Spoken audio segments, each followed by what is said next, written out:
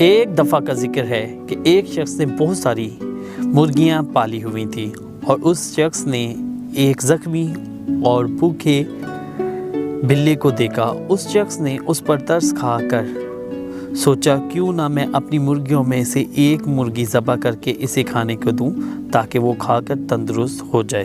اس نے اپنے سوچنے کے مطابق ایک مرغی بلے کو ذبح کر کے دی۔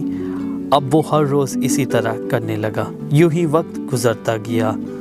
اسی دوران اس ملک میں ایک وائرس پھیل گیا جس کا نام کرونا وائرس تھا، جو کہ پوری دنیا میں بہت جلد پھیل گیا۔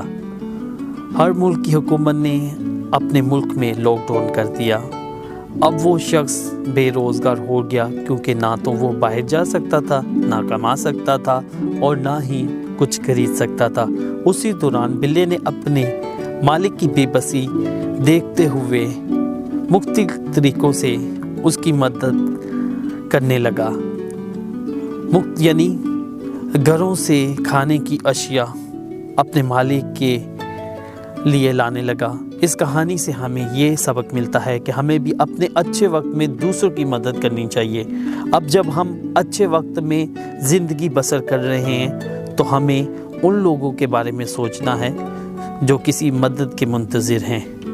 اگر آپ بھی اچھے وقت میں زندگی گزار رہے ہیں تو دوسروں کی مدد کریں تاکہ آپ کی مشکل وقت کی گھڑی میں لوگ آپ کی مدد کر سکیں۔